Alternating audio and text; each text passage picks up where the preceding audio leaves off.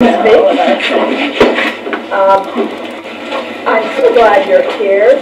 I would like to say you have chosen the exact perfect time for photo opportunities with Paul because of the morning sun. Okay. Our photographer here says that is the time to shoot Paul. And I've never given this discussion before, so I have a cheat sheet, which I made today, so I don't have it memorized. But welcome to Akeley. I think this is a lovely small community, and I'm so glad you all stopped. You are here within, right as we speak, the city limits. And within the city limits, we have this beautiful park, a sandy swimming beach, a campground, a boat landing, and all of this is at the headwaters of the top lake of the crowing chain of lakes. This is a spring-fed lake. This is the 11th crowing. It all flows downhill from here. Akeley is also located on the Lake Country Scenic Byway, and you may have seen signs to that effect. I'm not just sure where your route took you. In 1999, Minnesota designated an 88-mile-long route along the Country Scenic Byway. The route includes a 67-mile stretch of Highway 34 from Detroit Lakes through Park Rapids to Walker. Then there's a 21-mile spur extending from Park Rapids to Matteson State Park on US Highway 2.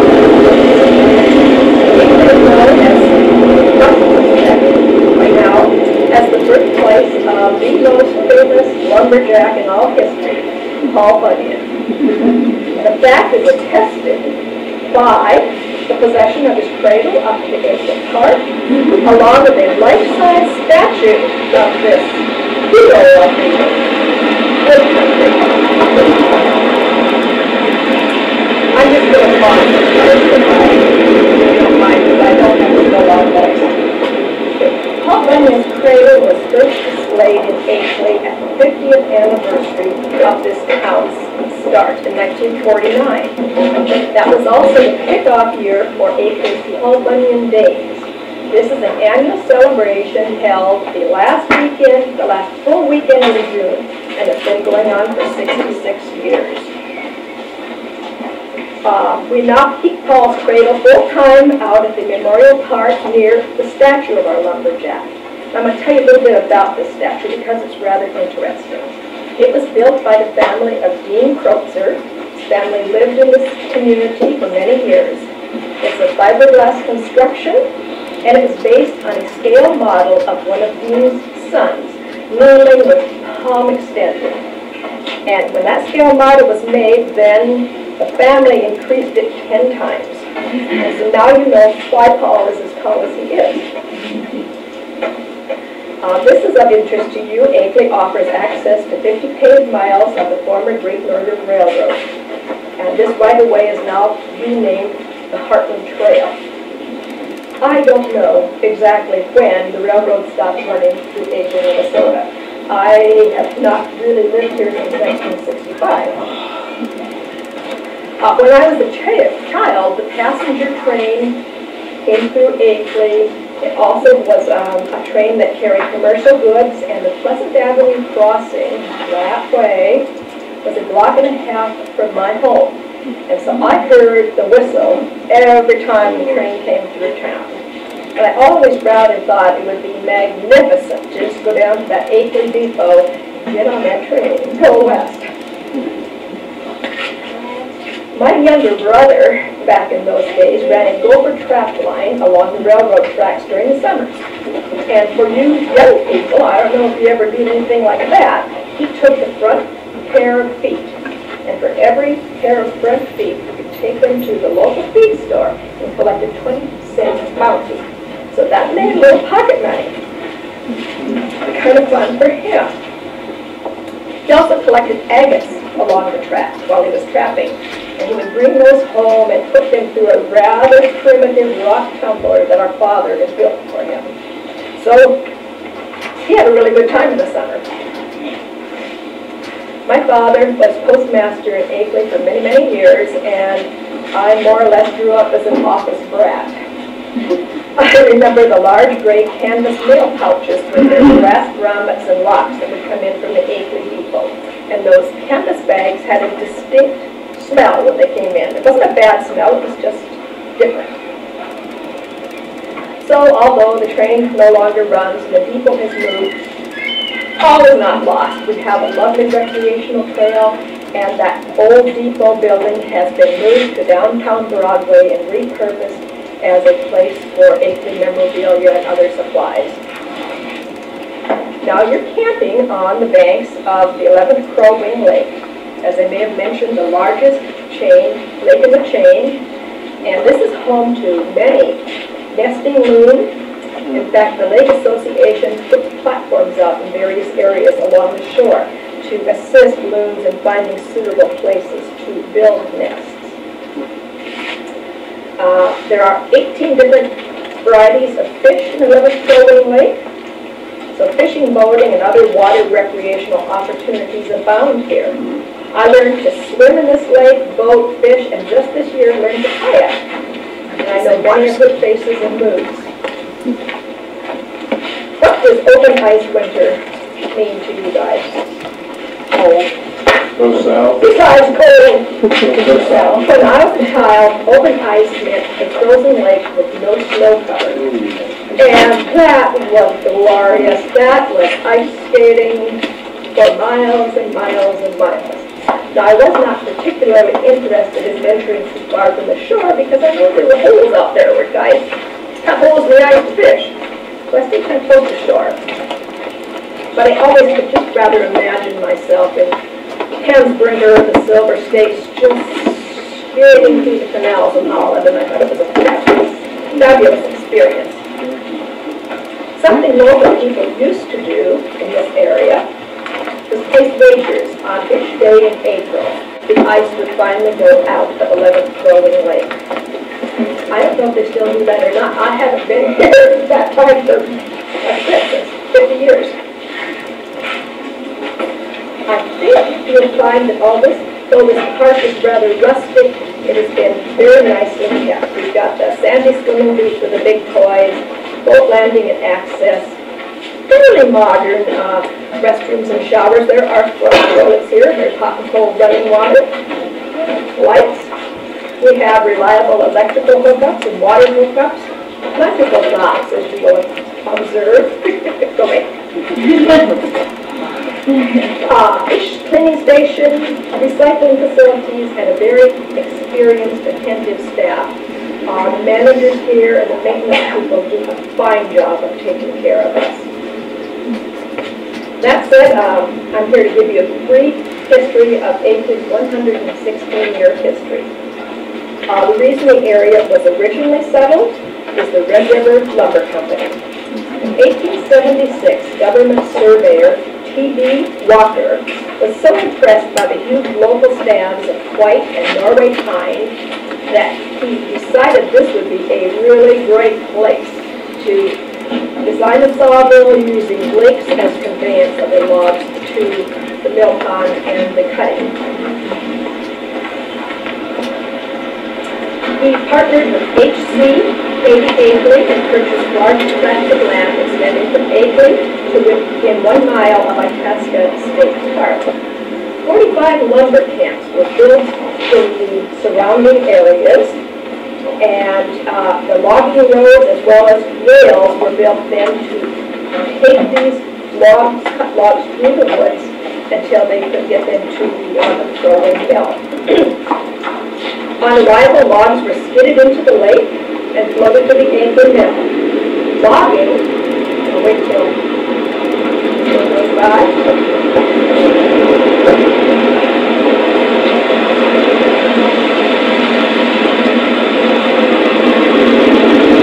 Logging was on 2 years before mill operations began. It is reported that at one point in time, men could walk across the lake on logs. There were so many that had been skidded into the water. In 1898, the Red River Lumber Company moved its operations from Grand Forks to 11th Crow Wing, and milling began. In 1910, the mill constructed in 1899 burned to the ground. On its site, the second mill was built. It was known as the Sawtooth Mill because of the very unusual shape of the roof of this mill. And it was modern in every detail. The one that particularly fascinated me was the hot pond. I'm not anybody that's very knowledgeable about lumbering, so I went to the hot pond. What in the world? The hot pond consisted of several acres of lake fenced off and the construction of a large burner which utilized all of the mill refuse. These were burned to heat the pond. Pipes lined the burner through which water was circulated and back out into the pond enclosure, thus placing logs in the hot pond in winter made winter sawing possible. I thought that was quite creative for 1910 in northern Minnesota. It was 1910 when the Akeley vicinity reached its height in lumber sawed. 100 million feet of lumber was sawed, making it the second largest cutting in Minnesota for 1 year. The first was in the Minneapolis area. The vast timber resources here in northern Minnesota provided continuous cutting for 17 years. That may explain to my husband Mike today why there are no big trees around here. He says, well, where'd they all go? I said, they're all cut down. The last log was cut in 1915, and by 1917, the Red River Lumber Company had relocated to Westwood, California. Many experienced lumbermen and their families opted to relocate with the mill, and thus began the dwindling of Akeley's population. So that's why Akeley is here. On the building of Akeley, T.B. Walker named the town in honor of his partner, H.C. Akeley. By the way, H.C. Akeley returned the compliment and named his town Walker for T.B. Walker. Just patting each other's backs.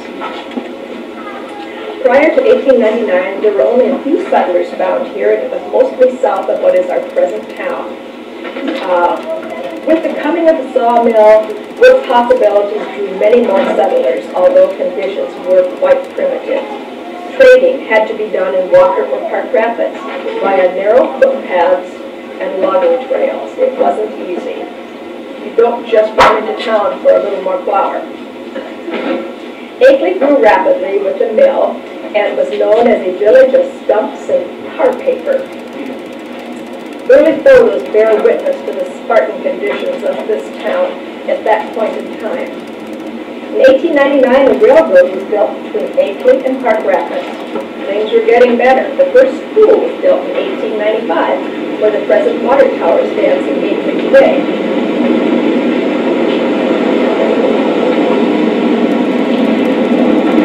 The increasing population required several more expansions within a few years, and in 1906, Akeley graduated its first class of 6 students. The school at that time had a total of 494 pupils. That means an average of 44 students in the other 11 grades. In 1908, the student population numbered 569, 47 average students per grade. And in 1909, the population of this village was 2,200. Remember what I said the sign read outside town? 426. It's really changed. Towns are not built of lumber alone, and fortunately Akeley, out south here, had a bed of suitable brick for quarry making. It was located on M.L. Moore's farm, and the Moore brothers, who are still here today, built a brick factory and manufacturing colony. Those bricks were used in construction of the school building in Akeley, the Akeley Bank, which you can see on Broadway. It was originally the Akeley Bank. It later became the U.S. Post Office and was the post office even when I graduated from high school. And also the Malbridge Store building on Broadway. Interestingly, all of these structures still stand today. Early Akeley institutions of note included particularly the fire department and the library. I'll speak more about the fire department. I think everybody is pretty familiar with the library. The Akeley Fire Department was organized early and apparently exercised regularly. At one time, the fire department was known as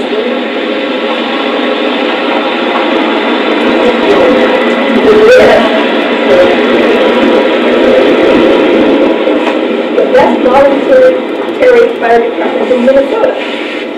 Significant devastating fires occurring after the burning of the first mill in 1910 include, it was significant in this small town, the Grayson Hotel opposite of the depot before 1926. Several buildings on the north side of Broadway during the spring of 26, including a hotel, a grocery store, a flour mill, a dry goods store, a print shop, and a train station.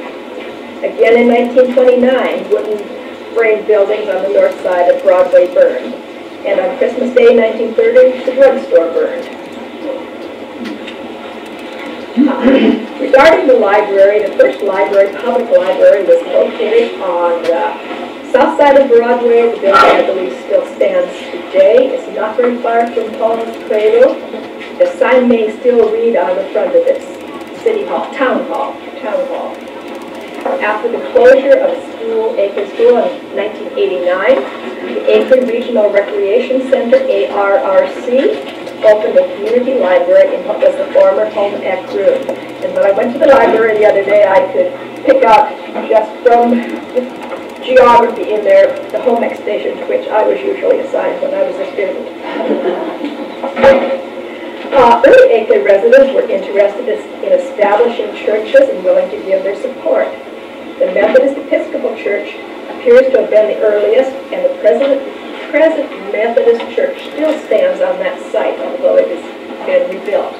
Catholics in the community appear to have started the second church, St. John's. The building remains today. The congregation, the parish, has moved and joined with Nevis, and this Catholic church is privately owned here in town. In 1909, the Norwegian Lutheran Church was established. In 1922, the German Lutheran Church. We had apparently there were Lutherans in those days. A Baptist church was erected at one point and soon moved to Nevis. There didn't appear to be enough people of that persuasion to support a congregation.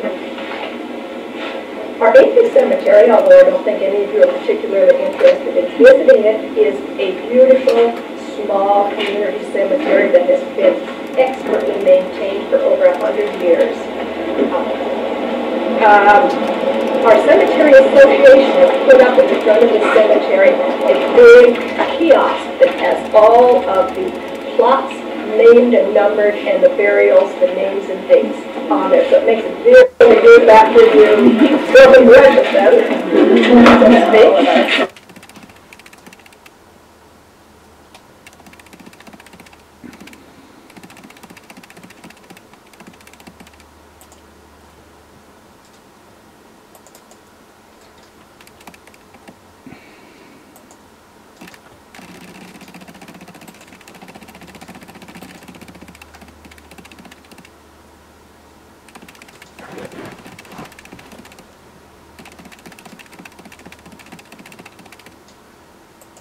Very handy for somebody who is doing family history research or simply looking for a burial site.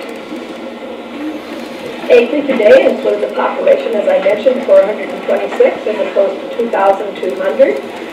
Still many churches, a community library, a post office is open a few hours a day, a good volunteer and first aid fire department, sadly no hospital or physician, and the high school closed after the graduation of the class in 1989. Area students now attend Walker Hackensack Akeley School in Walker, Minnesota. A significant portion of what I have been discussing today is available at the Akeley Museum. It's called The History of Akeley, published by the English Class 3, Akeley High School, 1933. It's a delightful little pamphlet. They're available there for $1. I just only have this one, and if anybody wants to trade me $1, you can have it. Can I answer any questions? I may not be able to. I really don't live here. So when did Paul Bunyan first arrive on? Myth and legend had him from the very earliest lumber camps in Minnesota, but there are legends that are very similar way back in New York. But we know he was born here. So what's your best statue? Because we've seen lots of them. This is the largest, and I believe it's the best. You know, I didn't ever know the family that built this, but I met the widow of Dean Culture, right down here in the park. She was 90 years old. She was a mother of 9 children. She had 2 of her daughters with her. She was a delightful person, and she surely gave a lot of insight into the construction of that statue.